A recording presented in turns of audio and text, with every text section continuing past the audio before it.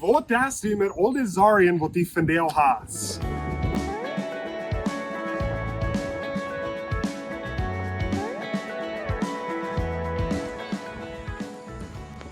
Hallo, wir sind hier von dir wieder mehr. Mir ist wichtig, dass wir noch mal Zeit aufnehmen von uns trockenen Leben, von unserer Arbeit, von unseren Schwierigkeiten im Bett für jeden. Und Zeit nehmen, um sich frisch ernähren, um mit verraben. Und so ich würde einfach hier von dir aufnehmen und ihn Motor sprechen mit Forsch. Über das letzte paar Werk habe ich ihn dort von Gebeten verteilt, wie Lebenswasser tue.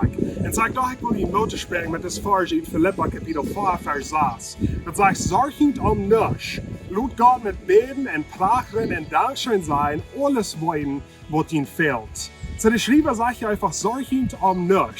Was ist es für die eben sorgen, dass so fern mit dem Tempel und Gebetsleben, wir glauben, das Ding war nicht mit schwierig mehr, das muss so clean.